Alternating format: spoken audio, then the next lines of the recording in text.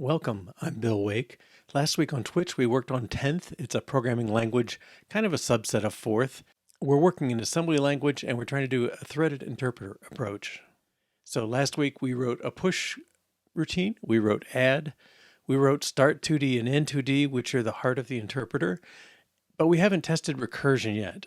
To do that, we want to write a print num, and so we wrote dec to string, decimal to string to help print num, and to do that, to test that, we wrote string equal. We'll also need an if non-zero. So there's a bit of background work before we get to the recursion itself. Yak shaving, yeah, kinda.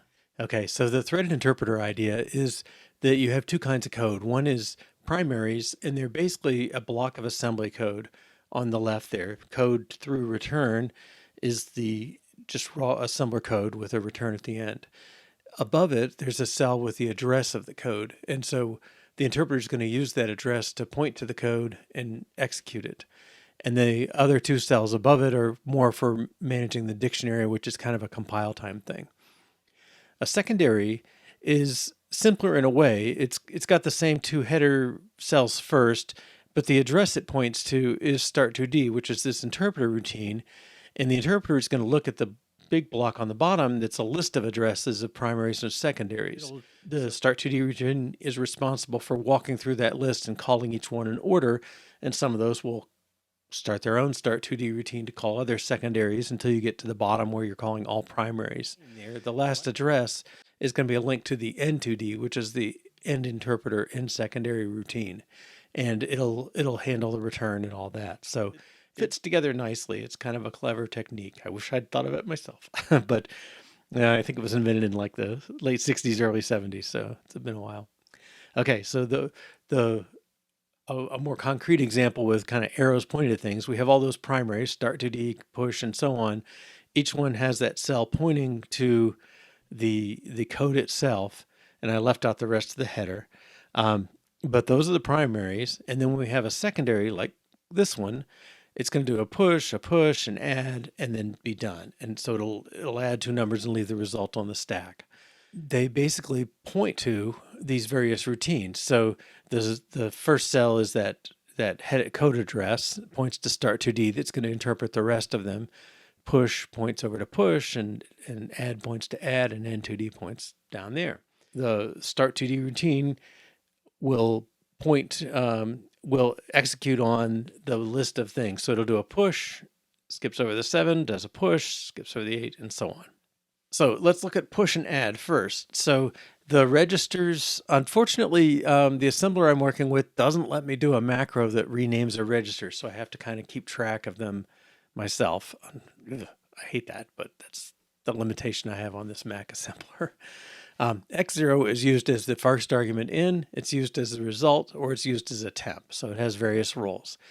X19 and X20 are more global registers to our purposes. We're going to use them, and basically every routine is going to maintain them. So it's just sort of an untouched thing. The VSP, the virtual stack pointer, is 19. So it points to the data stack that we're manipulating. And then VPC, virtual program counter, points to the next line of code in that secondary. All right, to help ourselves, we wrote a couple macros.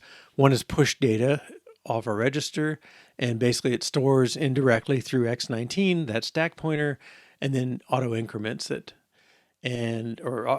post increments it, I should say. The pop data routine is the opposite.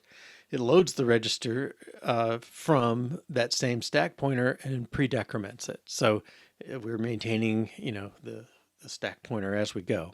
So here's push.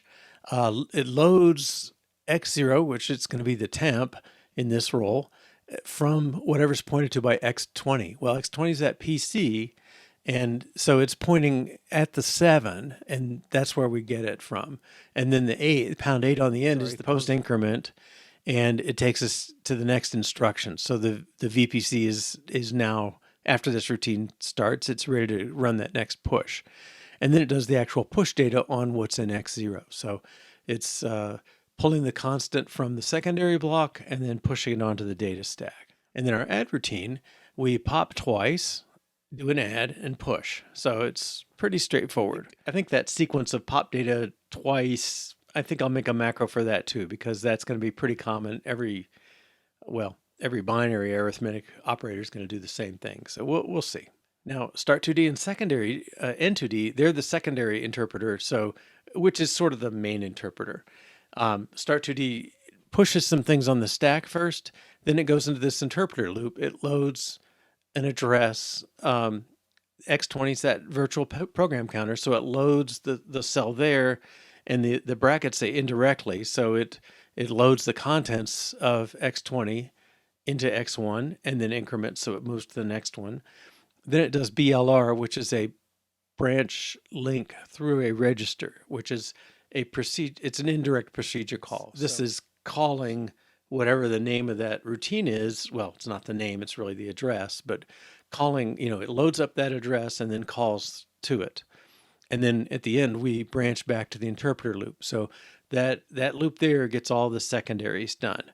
And then the last secondary is always an end2d. So it does the restore of the stack and then the return. Now, there's two problems here. This is only doing one level of indirection. So if I go back to these, the addresses I have in my secondaries are actually the code address, not the address of the method in that first cell. So I'm calling where those arrows point, not to the push itself, which is what I need to do. So that's the indirection is missing there.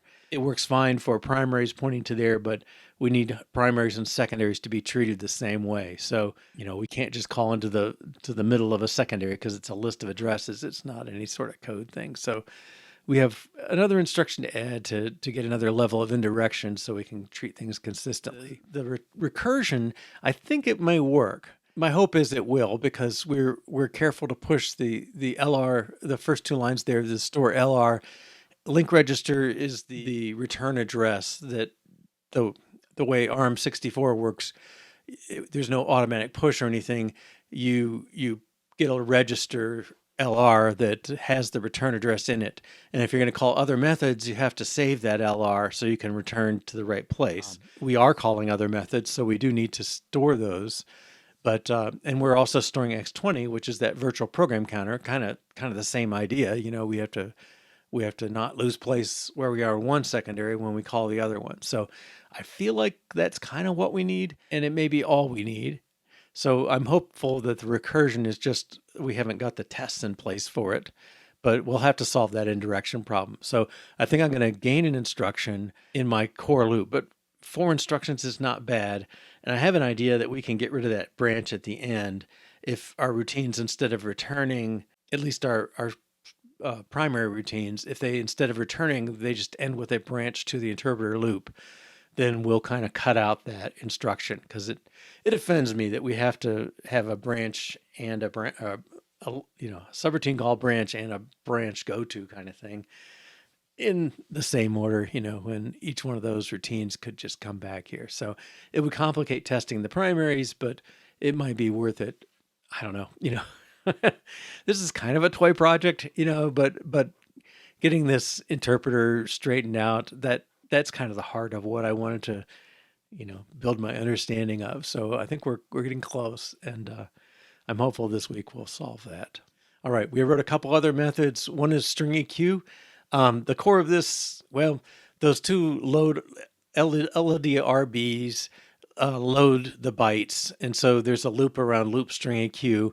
We test if they're equal in 43. We test if one of them's the null character in 46, and either way gets you to the exit, where we check the last two characters. If they're equal, we're going to return 1, and if they're not equal, we'll return 0. So moderately, I feel like, it should be a little easier, but I think, it's not too bad. Now our decimal to string, I think it's a little, it's a little elaborate. It's 2 pages long on the PowerPoint. 20 instructions, is not a huge amount of code, but it's enough to get a little lost. At the top, we set up a constant 10 because we need that for dividing. And then we take the input, which is x0, and we move it to x1 because we got to have room to put our result in x0. So we move that out of the way. And then we keep track of, is this thing negative in x5? So if it's negative, we're going to set a flag true, and we also negate the value. So if we print -7, it actually ends up doing the work to print 7. We're not worrying about the edge cases, a negative of the biggest number is too big, kind of thing. We could, but I think in reality it's just not going to be an issue. So I'm letting it go.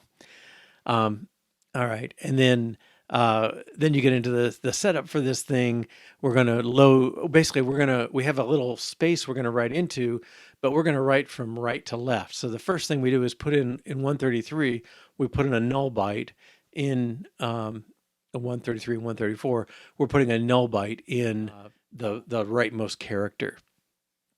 That's the strb. So store byte. WZR is a 0 register that's always 0 for you, and we're writing it into the place where we're going to put the last character. And then we go into a loop, and it's kind of what you'd expect mathematically. I think the assembly code could be tighter, but we're going to divide our input by 10, and then basically take the modulo by subtracting off the result times 10. We don't have a modulo instruction in ARM, but we get that rightmost digit, add ASCII 0 to it, and then we store byte in 142. So we're storing that rightmost digit, and we just work our way through the loop. And at the end, we decide whether to slap a minus sign on front, and then we return the address, and x0 has the pointer to the string. All right. So, yeah, like I said, I think we can do better, but it's getting us through now. The real thing is I'm trying to get that print num. I think for our assertions, we need to know when it fails, what's it really looking at. So I think we'll have that in place so we can test our recursion. But if we can get this interpreter, get that one more level of indirection, get it much more close to what the real thing is, and make sure recursion's working, I think at that point, it's just, we got to elaborate out our methods. We got add, but we don't have subtract and all the others. We need control structures. And I haven't dealt with string handling at all, but that's not part of the interpreter part. That's more part of how we're going to manage it in the primitives we write, the primaries we write. I'm looking forward to next week, and I hope we make progress on the interpreter. If you'd like to join us, we meet Monday through Thursday, 2 to 4:30 p.m. Eastern Time and 7 to 9:30 p.m. UTC. The live sessions at xp123.com/Twitch. We'll bounce you over to Twitch. We also have versions on YouTube, the old sessions, time delayed about a month at this point, a few weeks anyway, and lightly edited. But either way, I hope you can join us sometime. Thanks. Bye.